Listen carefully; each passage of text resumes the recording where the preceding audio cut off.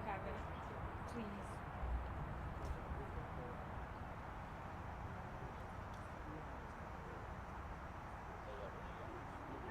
Is it 11 already? I have 10, 10:59. All right, 1 minute. You look lovely. Smile. She is. I don't think I've met her. And if you're going to keep your mask on while speaking, slow and enunciate. So, and if you want to take them off, also fine. I'm going to leave that up to you guys. Sort of overpronounce because they're muffling. Yeah.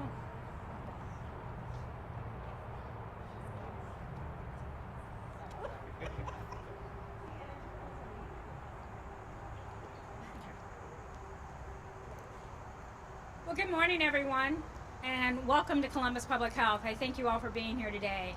This morning I have the pleasure of being joined by some of my colleagues who've been helping us with this fight during the pandemic from the beginning. So we have Franklin County Health Commissioner, and we have our 4 hospital partners, as well as Central Ohio primary care physicians. Joining me today, just to provide you with the update, is the Health Commissioner from Franklin County Public Health, Joe Mazzola, Dr. Mark Herbert from Mount Carmel Health System, Dr. Andy Thomas and Dr. Veena Satyapriya from OSU Wexner Medical Center, Dr. Rustin Morse from Nationwide Children's Hospital, and Dr. Amy M. from Ohio Health. We are also joined today by Dr. Larry Blosser from Central Ohio Primary Care Physicians. So again, thanks for all of you for being here. As we enter into our 18th month in our battle against COVID-19 here in Columbus and Franklin County, we are now faced with an ever-changing pandemic landscape and new challenges such as vaccine hesitation and dangerous variants that threatens the progress we've made. Here to give you an update on the current situation of COVID-19 here in our community is Franklin County Health Commissioner Joe Mazzola. Joe?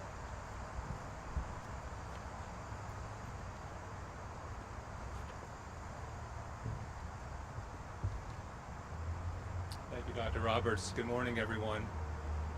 Appreciate very much the opportunity to join my colleagues and the opportunity to speak here this morning. I also want to thank our elected officials, community organizations, and residents of Franklin County for their continued support. We want to start by sharing some current trends here in Franklin County as it relates to COVID-19 cases, vaccinations, and the most recent public health guidance. In the last 4 weeks, the percentage of new positive COVID-19 cases, which is the positivity rate here in Franklin County, has more than doubled from 1.3% to 2.8%. In the last 2 weeks, the 7-day moving average case rate has gone up 56%. From July 21st to the 27th, it was 36 per 100,000 residents. 1 week later, from July 27th through August 2nd, it has now reached 56 per 100,000 residents. There's no doubt that COVID-19 in Franklin County is getting worse. We believe the significant increase in cases the last few weeks can be attributed to the Delta variant, which is extremely contagious. With cases rising, the number of residents getting vaccinated, however, has not kept pace. As of August 2nd, only 53.5% of all Franklin County residents have started their vaccination series, and just over 50% are fully vaccinated. Though this rate is higher than the states, it lags behind what other communities across the country have been able to achieve. Vaccination is the most important public health action to end the COVID-19 pandemic. We continue to have strong evidence that the COVID-19 vaccine is safe and effective. Getting vaccinated helps reduce the spread of the virus in our community, but as importantly, it also prevents severe illness, hospitalization, and death. Almost all who are now hospitalized or die from COVID-19 are unvaccinated. Despite seeing case numbers increase, however, the number of deaths are down almost 70%, which is further proof that getting vaccinated is the best thing you can do to protect yourself, others, and our community. In addition to the rising number of cases, mostly in those unvaccinated, there have been a small percentage of vaccinated people who get COVID-19 in breakthrough infections and unknowingly may be contagious, again, mostly attributed to the Delta variant. According to the CDC, because of our current rising case rates, Franklin County is now designated as an area of substantial transmission of COVID-19. That is up from the moderate transmission level from last week. In areas of substantial transmission, the CDC recommends that everyone, including those who are fully vaccinated, wear a mask in public indoor settings to help prevent the spread of COVID-19. Universal masking in public and employer settings can break this transmission rate, save lives, and help our schools and businesses continue to remain open. Last week, based on current local trends and CDC guidance, Franklin County Public Health and Columbus Public Health issued recommendations that our K-12 schools adopt universal masking for all teachers, staff, visitors, and students, regardless of vaccination status, to maintain and maximize full-time in-person learning. Given the infectious nature of this Delta variant that we're seeing here in our community, we need various layers of protection. Think of it like riding in a car. Your seatbelt is that first layer of protection, that vaccination. The second are your airbags, or wearing your face covering. And we also need to continue to remind our community and stress frequent hand washing, staying home when you're sick, and of course keeping a safe social distance from others. I want to end by saying we know that this information, our community could be discouraged by hearing this, but we know what works. We do have good strategies to reverse these trends. There is potential for this to get worse before it gets better. However, if we can all continue to get vaccinated and wear a mask in public, we will be able to reverse the trends here in our community. So now with that, I think it's my pleasure to introduce Dr. Andy Thomas from the Ohio State University Wexner Medical Center. Thank you.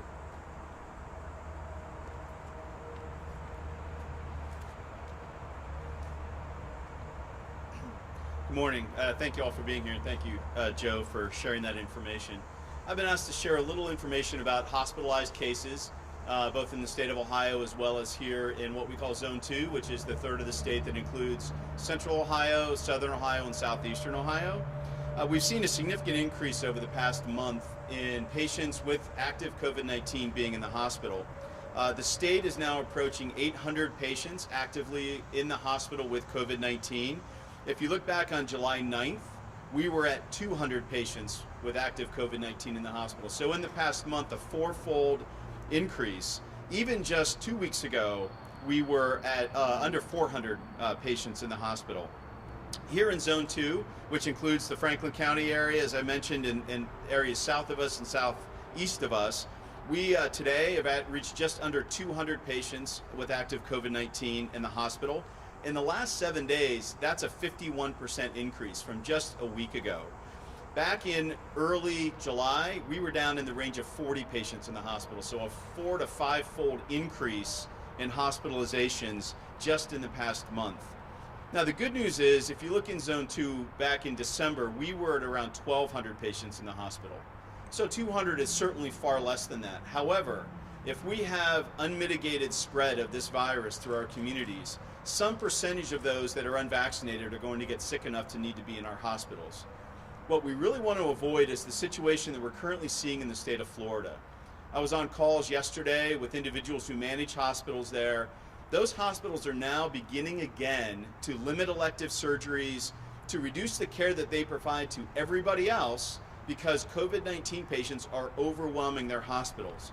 In Florida currently, they have more patients in many hospitals than they had at the peak of the pandemic last winter. We know how we can avoid that situation here in Central Ohio, across the state of Ohio, and that's getting vaccinated. It's your best way to be protected from the most serious complications of this virus. That's being in the hospital, being in the ICU, being on the ventilator, or God forbid, passing away. What we want to do is make sure we're reducing that risk for those that are at risk for severe disease by making sure they're all vaccinated. Good news is, in the state of Ohio, for folks over age 65, we're well over 80% that are vaccinated, but it needs to be higher. Those folks in the 20, 30, and 40 age group really need to take this seriously to make sure that they're not getting a case that gets them in the hospital or getting a case of COVID-19 that they give to someone else who's at high risk for serious complications. I'm going to turn the microphone over now to Dr. Veena Satyapriya, who's one of our critical care anesthesia physicians at Ohio State. She's going to share a patient story from the front line and what we're seeing in our hospitals across the city. Veena?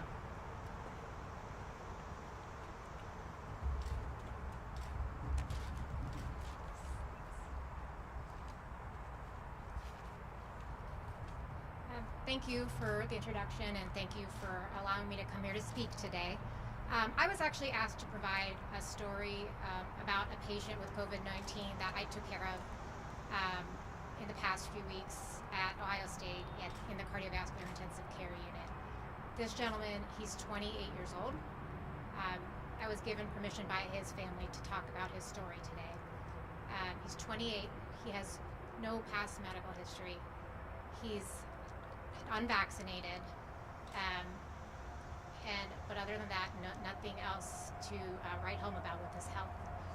He was coming back from a vacation with his family out west, with his wife and his parents.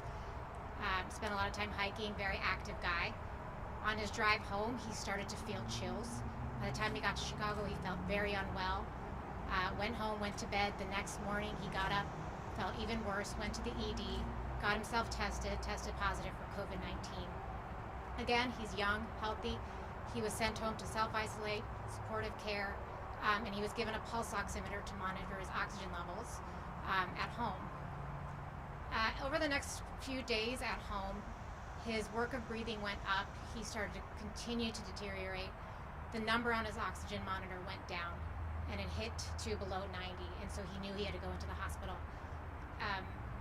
By that time, his wife had also tested positive. She was also unvaccinated and was at home isolating as well. His parents both are vaccinated. His parents are both very strong proponents of getting vaccinated in their community. His mother drove him to the hospital, and one of the last things he said to her in that drive was he wished he'd gotten vaccinated. Got to the hospital, his local hospital, and in the words of the family, everything very quickly spiraled downward from there. He was at that hospital for 5 days, got all the appropriate treatment for COVID-19, continued to require more and more oxygen support to help his breathing, to the point where he needed a ventilator and a breathing tube and a ventilator. Even with the breathing tube, even with maximal ventilator support, even with having to be flipped onto his belly to kind of help with his oxygen levels and improve the aeration in his lungs, his oxygen levels remained dangerously low, and he was critically ill. And so that's when he got transported to Ohio State to our CVICU, our cardiovascular intensive care unit, for evaluation for a life support device called ECMO. ECMO it stands for extracorporeal membrane oxygenation. It's a modified heart and lung bypass machine, similar to what cardiac surgeons use in the operating room.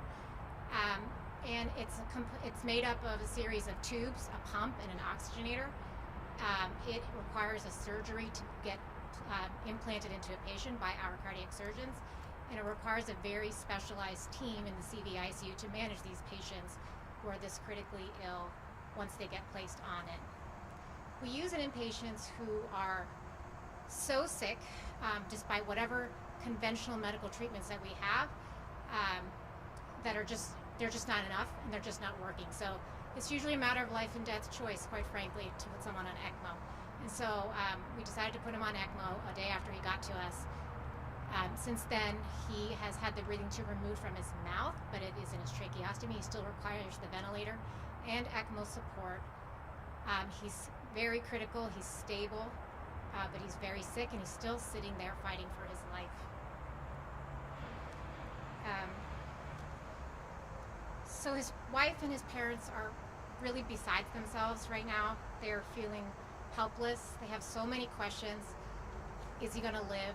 If he's going to live, what is life going to be like for this guy that just was out hiking the Red Rock in 115-degree heat 4 weeks ago? Will he be able to support his family? Will he be able to grow his family? Is he going to need a lung transplant? A lot of questions that we don't really know answers to yet. And these are not unusual questions for any family to ask in an ICU about their loved ones. I think what makes this so heartbreaking for the family and for all the caregivers that care for him every day is his vaccination status and the fact that this could have been prevented. The data suggests that the likelihood of a healthy, vaccinated 28-year-old getting this sick is very, very low. even if he got a breakthrough infection as a vaccinated person, he probably would not have been hospitalized or needed the ICU or a ventilator or ECMO, and we wouldn't be here today having this conversation about him. So even as his wife and his family are struggling with the fact that this nightmare was preventable, potentially preventable, they are really determined to use this experience that they're having to encourage the community to go out and get vaccinated today, right now. They understandably are under a lot of duress, and they were not able to be here themselves. But they did ask that I share a statement from them to the community.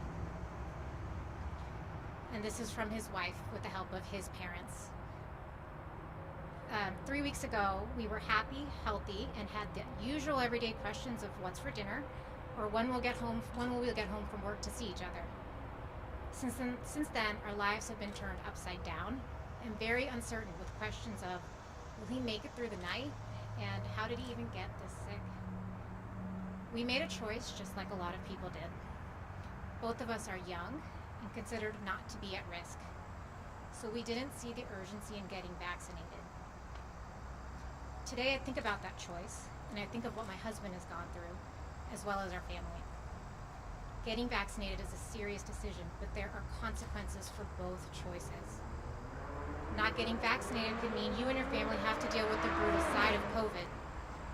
Your family may have to experience the helpless feeling of waiting outside for news every few hours because they can't get to go in to see you. That sinking feeling when the phone rings because it could be a nurse or a doctor telling them that your lungs aren't responding enough to the oxygen machine. Or the fear of being 1 hour away from the hospital because they might not get there in time to see you through the window. These are all very real situations that have made the last 3 weeks feel like a terrible dream.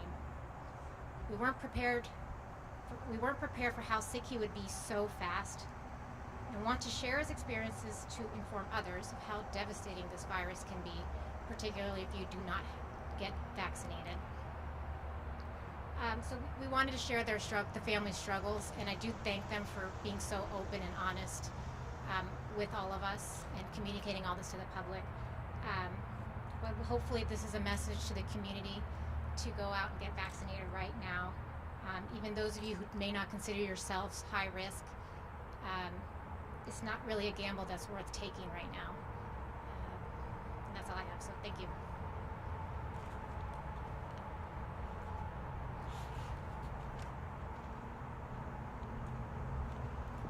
Thank you so much for sharing that real life story and why we're all here and why we've been encouraging people to get the vaccine. People who are not vaccinated, you nor your loved ones should have to go through that when we have a tool that is very safe and very effective at reducing the chances of you having to be hospitalized with COVID-19, let alone die from COVID-19. So thank you so much, and thank the family. I'd like to introduce Dr. Mark Herbert now, and he's going to give us an update from Mount Carmel Health System and a little bit about the Delta variant. Thanks. Good morning. I wanted to spend a few minutes and talk a little bit about what's known currently about the COVID virus and especially the Delta variant.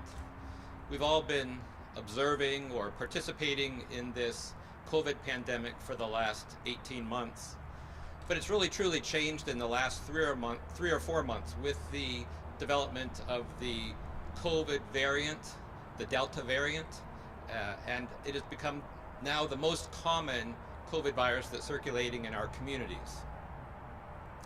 As mentioned earlier, the Delta variant is much more dangerous than the original COVID virus that was circulating a year ago. It's much more dangerous because it spreads more easily from one person to another. The number of virus particles that are harbored inside the body and released into the nearby atmosphere is much greater than with the standard virus.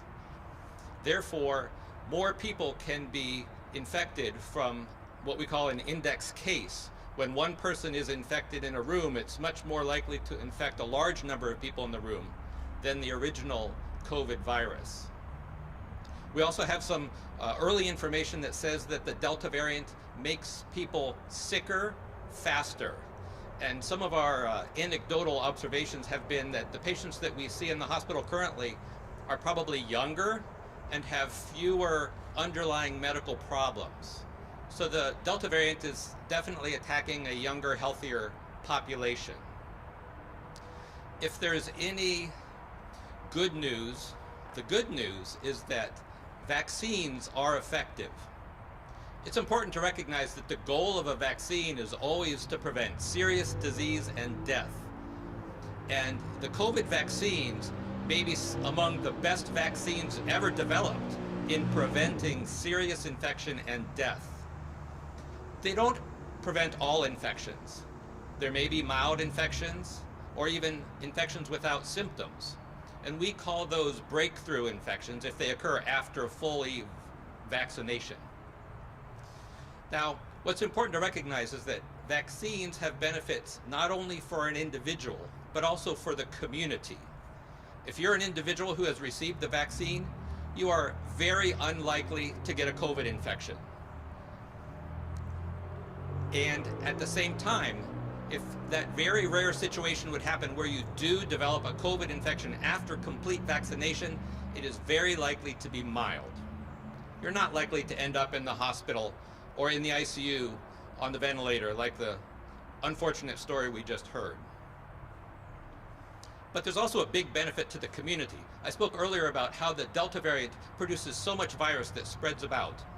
If the community at large is all vaccinated, the number of times that that virus has the opportunity to divide is lessened. Every time a virus divides, there's a chance for a mutation. Every time a mutation happens, there's a chance that that makes the virus stronger. So I told you before, vaccine all works well for the Delta virus. That's very good news. We don't know what mutation will happen next. It's theoretically possible that a mutation could happen in the future that would prevent the current vaccines from working. So that would be a concern. So, as you've heard here multiple times, the way that we prevent this pandemic from spreading farther has not changed. We all need to get vaccine for ourselves and for our community. We are now back in a powerful portion of the pandemic where we need to be masking, whether we are vaccinated or not. Everyone should be masking indoors. We should be cautious about outdoor situations. If they're not appropriately distanced, we need to be cautious that there could be virus spread in that situation. This is how they discovered that the Delta virus can be spread from someone who's been vaccinated. In the recent pandemic, in the recent epidemic that was described in Cape Cod a few weeks ago.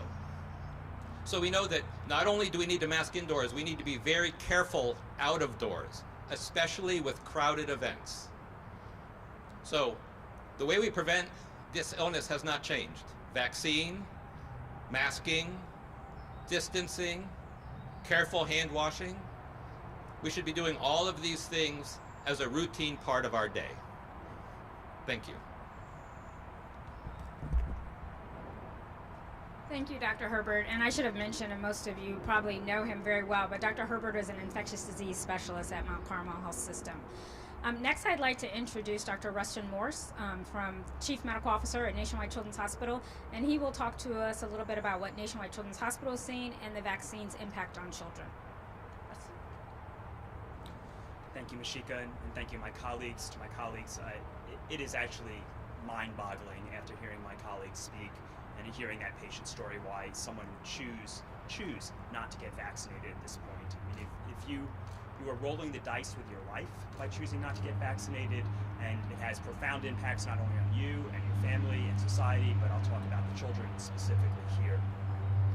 So the impact on children from a COVID perspective, the direct impact remains fairly low, frankly. Children are not getting as sick as the adults. We are seeing children being hospitalized with COVID, but it's at a fairly low volume locally. Some parts of the country, that volume has increased back to their highest levels of what they saw last winter, but it's still low in comparison to what the adult hospitals are feeling on the adult side. However, the indirect impact is profound. So we are about to head into another school year, and here we are again having discussions and debates over whether or not we should mask, whether or not we should vaccinate. I want to remind you that children under 12 are not eligible for the vaccine. The only way they can be protected is if we as adults get vaccinated, and if we and them, children, wear masks. It is imperative as we enter this school year that children are masking in school, masking indoors, and that anyone who is eligible for vaccines gets vaccinated. If we do not do that, we run the risk of having another situation like we had last year where schools start closing, where children have to be home, and that has dramatic impacts on their health and well-being and dramatic impacts on their mental health and their behavioral health. It is a national crisis if we do not get people vaccinated from a pediatric perspective to get the children back in school and keep them in school with as much of a regular lifestyle that they are accustomed to and they deserve. And it is on us because we are the adults, so we have the power to choose to get vaccinated.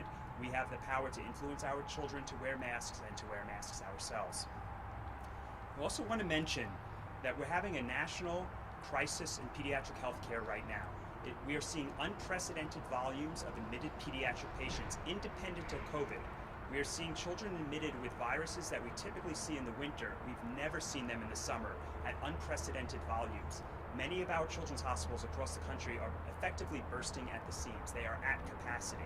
Children's hospitals during COVID served as a pop-off valve for adult systems. We were willing to partner with adult systems to take adult patients. We can't do that now. So if the adult hospitals start getting increased volumes of COVID, they can no longer look to the children's hospitals as a pop-off valve. We are at capacity. That is coupled with national nursing shortages, both nationally and locally. So what we're experiencing here in Columbus is we are full. We have never been at the capacity we've been at in the summer. We are seeing typical winter volumes in August. Feels like it should be snowing soon. And we are short nurses. So we're being very challenged on how to continue to provide highly effective, safe care given the situation that we're seeing. So again, to me, the biggest impact we have, and the most important message I can provide to you is we're heading into another academic year, and if you want to put the children first, and we should all want to put our children first, we need to all get vaccinated and we need to wear masks. The power is in our hands, and if you heard that story and you choose not to get vaccinated, that patient's story, to me it's absolutely mind-boggling. Thank you.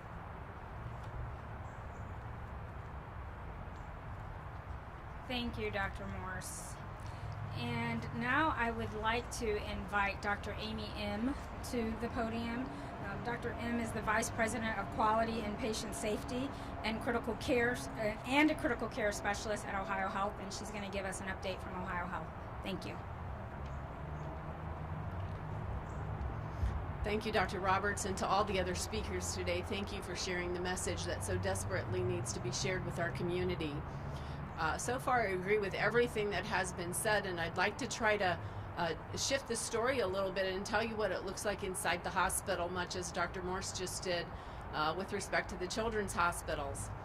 As Dr. Thomas said, our hospitals are seeing increasing volumes of COVID-19 patients every day, and he told you about the relative quadrupling of the numbers over a very, very short period of time, and that is exactly what we're seeing in our hospitals across the city. As you've just heard also, our sickest patients are now substantially younger than they were last winter. We do have 80-year-olds, but we have a lot more 50, 60, and 40-year-olds who are in the hospital seriously ill with COVID, many of them just as ill as the patient that Dr. Sadapriya just described to you. The Delta variant is a very big ongoing threat, especially to the unvaccinated. We are hearing from our sickest patients when we ask them why they didn't get vaccinated that they just didn't think it would happen to them. And that's the trick here. None of us knows. We know what our risk factors are, but none of us knows if the disease might hit us mildly, moderately, or severely, which is why we have to worry. Our hospital teams are very weary. You've heard us describe the staffing shortages we're dealing with, and the fact that the pandemic has already lasted 18 months, and right now there's no immediate end in sight. And as Dr. Herbert cited, new variants may very well continue to emerge. It is very hard for our care teams emotionally when they see patients coming in with COVID and they know that their diseases were largely preventable. These same teams are also experiencing unusually high volumes of non-COVID patients. Very similar to what Dr. Morse said about the pediatric population, we're seeing this with the adult populations, largely related to care that was delayed during the actual last surge. They are very ill. The acuity is higher than ever. Our staff is in short supply, and they are weary. The whole country is experiencing these staffing challenges, and it's not unique to Columbus nor to healthcare. The challenge is ongoing, and it makes it extremely difficult for us to anticipate that even more COVID-positive patients may be coming our way over the next few months.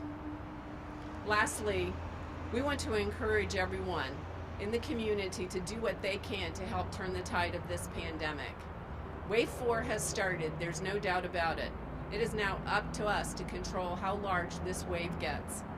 Vaccination, masking, social distancing, and hand hygiene all remain the mainstays of action that we need to take in order to slow down this surge. Thank you.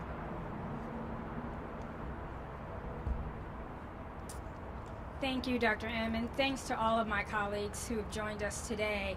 And just to summarize what you heard is the pandemic is not over. We have several tools that we can all use, and it's everyone's responsibility to use them. That's to get yourself vaccinated, and if you have been vaccinated, encourage someone who is not vaccinated to get vaccinated, and to mask up, especially when you're indoors. So I know you're all wondering, well, why did we bring you here? To tell you the situation, and so here it goes. Starting immediately, Columbus Public Health and Franklin County Public Health are issuing an indoor mask advisory. This is an advisory, it's not an order, and it's not a mandate. And the reason why it's not an order or a mandate is because of State Senate Bill 22, which prohibits us from doing any order that would be a blanket order to the whole population. But we are encouraging all of you and all of the residents of Franklin County Public Health, when they are indoors, whether they're vaccinated or not, to put a mask on. That includes businesses, that includes any healthcare facility, which they should already be masking up, and that includes going into restaurants. When you're not eating and drinking, we want you to have a mask on.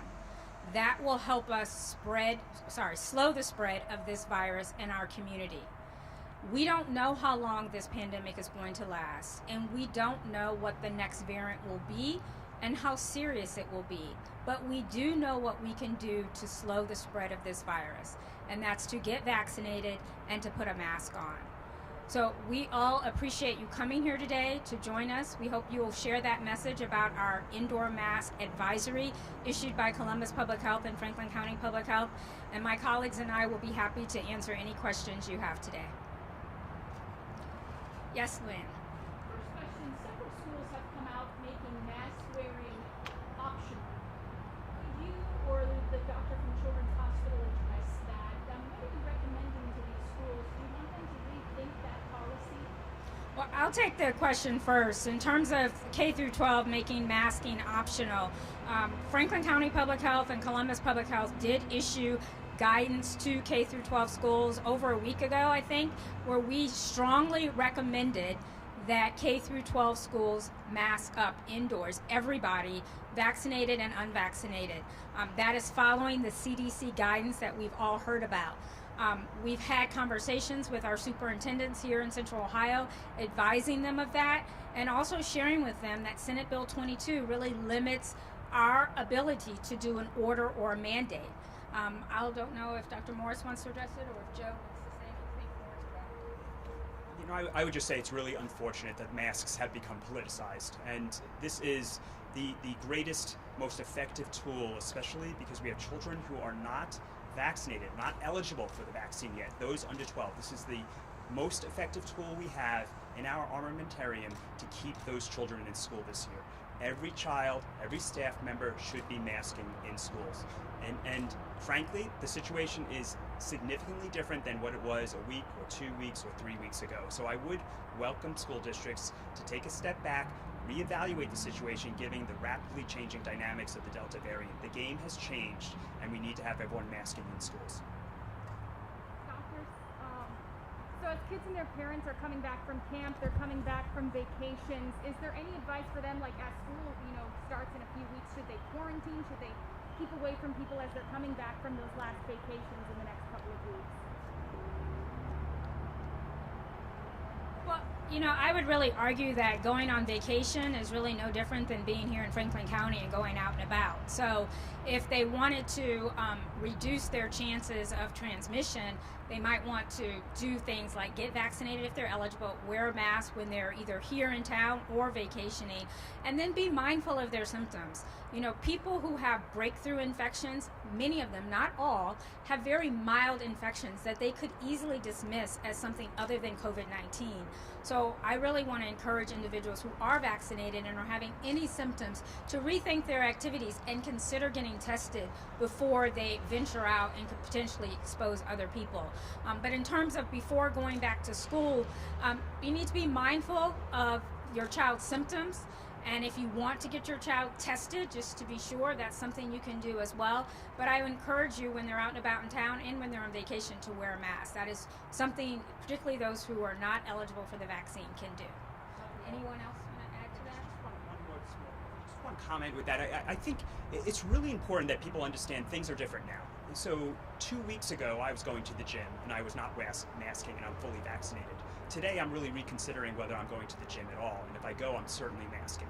Things have changed, so I have indicated to my family we should be masking as much as possible indoors. This is for our safety, it's for the safety of others. So I think it's important that people understand this is different. This is not, we're not restating something that we've been stating for a while. The Delta variant has changed the game, and we have to change our behaviors immediately.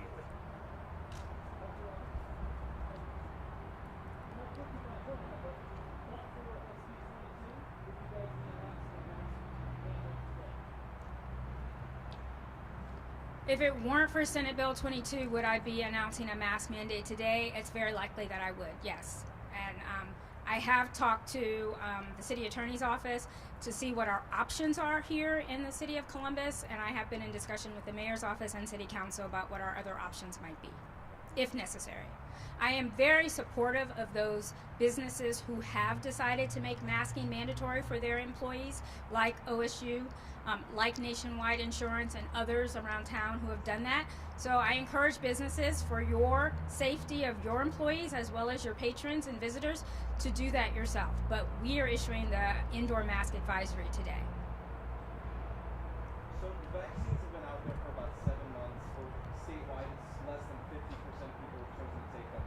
Is it time for employers, schools, and universities to require vaccination, or is this an education campaign, not a policy campaign? I'll take a stab, and then I'll be happy to see if any of my other colleagues want to do that. As you know, many employers in Franklin County have already decided to make vaccines mandatory, and I am completely supportive of that.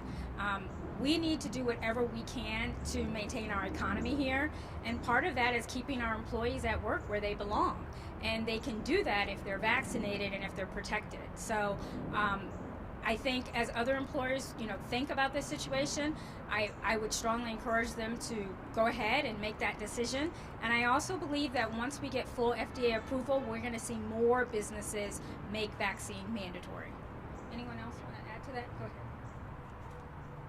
So you will have noticed that all of the healthcare organizations in Central Ohio are now requiring vaccination for all of their employees, contractors, volunteers, anyone who spends time in their buildings. We are doing this for the safety of our healthcare employees, who you've already learned are in short supply. We're doing it for the safety of our community, our patients that visit us. We're also doing it as a beacon of light for other businesses, organizations in Central Ohio who want to take the next step. You can take the next step.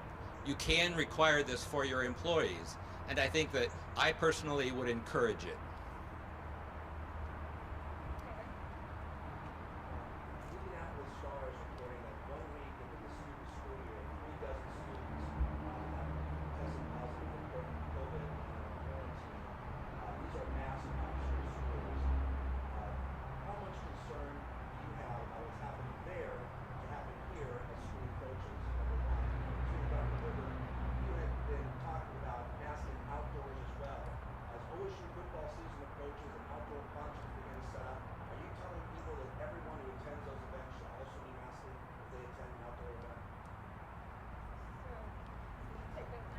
Well, I'll take number 2 because I've already forgotten number 1.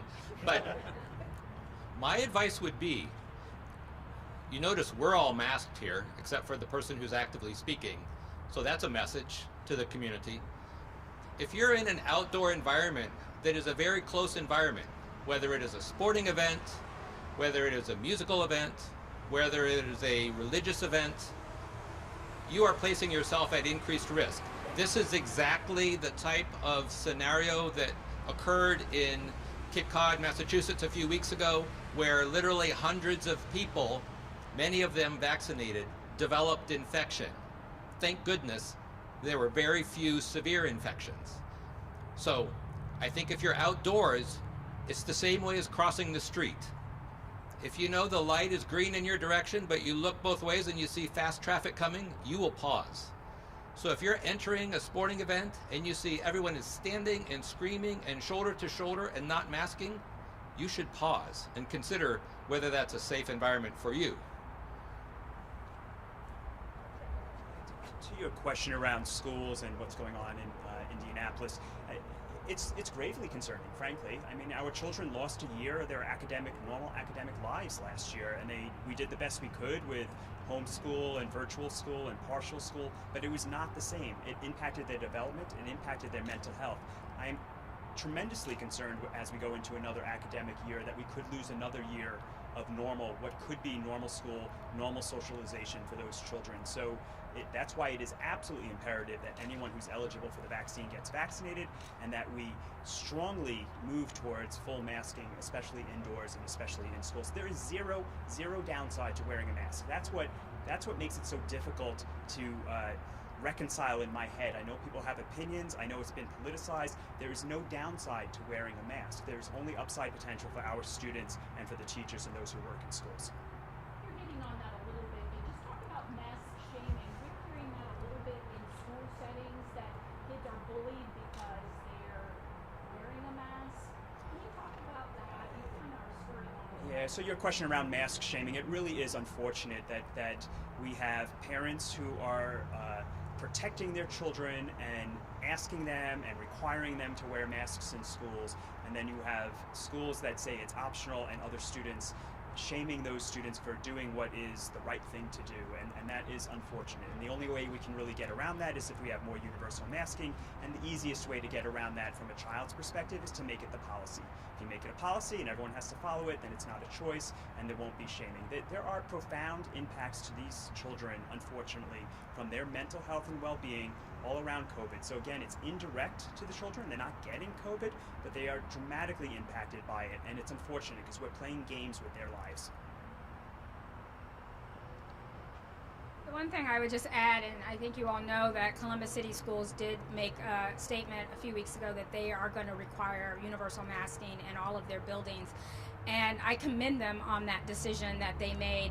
I also just want to remind you, based on the guidance we have from last school year from ODH, and we're waiting on updated guidance, but there are advantages to districts that have their students masked, because if the students are masked and they're appropriately distanced from each other, and there is a case in the classroom, which inevitably there will be a case in the classroom, it allows those students to continue to come to class, and they don't have to stay home and be quarantined if they're exposed to a case. Again, if they're in the classroom with a mask on and there's distancing in place. So there are clear advantages to districts as well as schools and families for everyone wearing a mask in those settings. Dr. Roberts, what would you say to people who have done everything they've been supposed to or advised to so far? They waited in line to get the vaccine, they stayed home last year. Why should they pick up that mask again, even though they've been doing everything so far and are vaccinated right now? Well, so the reason why we are we are asking everyone to wear a mask indoors, whether they're vaccinated or not, is because individuals who are vaccinated, as well as those who are unvaccinated, can spread the virus. The mask is a protection for yourself as well as for others. And so I'm vaccinated, I go out, I say I'm protected, I'm not wearing a mask, but someone might be around me in the grocery store who is not vaccinated or who is vaccinated but they're not wearing a mask, and they sneeze or they cough or they start having a conversation with me, they could spray respiratory droplets on me. I could inhale it and I could get sick. Now I'm vaccinated, I could have mild symptoms, but that still means that I can't go to work for a period of time, and it still means that I could spread that virus to my elderly mother, who could get very sick if she gets infected. So there are risks to the individuals who are vaccinated as well, and so that's why they should mask up as well. We're not taking any of the liberties away. We're still allowing you to go to events. We're still allowing full capacity. We're just asking you to wear a mask when you're out indoors. Sure. I think to just add to what others have been saying and reiterate, this variant of the virus has changed the game. We're seeing viral loads 1,000 times higher than we saw with previous versions of the virus, and that's really what's led the CDC and others that study the science to change the recommendation around those who are vaccinated needing to mask when they're indoors within close proximity of other people. That's to your point, people did line up and do all those things, and they stayed home last year when we asked them to. They've done all those things we asked. Now the science has changed because the virus has changed. What we want to avoid is the virus changing again and getting even more contagious. Luckily, the way you catch the virus still is particles going from my mouth or my nose to your mouth or your nose. The difference is it takes a lot fewer particles to get the next person sick. And that is why we're really seeing vaccinated people getting these cases, breakthrough cases. It's rare, but it happens. And when it happens, we don't want those people then spreading that virus to those that are unvaccinated. So I understand we can take one more question. Yes. So you mentioned Senate Bill 22. You've mentioned that you guys have put out this guidance that all schools wear masks, but clearly some schools aren't listening. We're 18 months into this. Why do you think the public health community is still losing these political fights? I'll let Joe answer.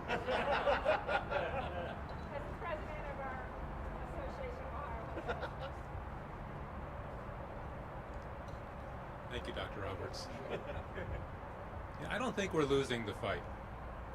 I think the public understands what the right thing to do here is. I think they understand, and it's because of all of our colleagues here, the risk that we're taking. I think, unfortunately, it has become political. Public health is not political. Public health is science-based. Public health is data-driven. Public health is about making recommendations, issuing guidance, and putting in policies that protect the general population. The recommendations we're talking about here this morning will do that.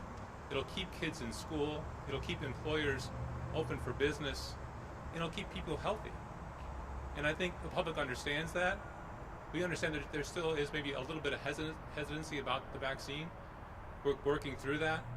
We're going to continue that conversation. We're going to continue to make sure that vaccine is available to anyone who's ready to get vaccinated. But I don't think we're losing this conversation. I think, unfortunately, there have been decisions that have made that have limited our authorities and our abilities, but that's not going to stop us from continuing to engage with our community. Because right now, this is probably the most important part of this response. When we have something like the Delta variant that has certainly caused so much concern, and as we've heard, so much really pain and suffering for our families and our residents. Now is the time to continue to do all the things that we know work, and so that's what we're going to stay focused on moving forward. We're going to wrap up now, but I think we're all available for questions if any of you have one-on-one questions for us. Thank you so much for coming. We appreciate it. Thank you all.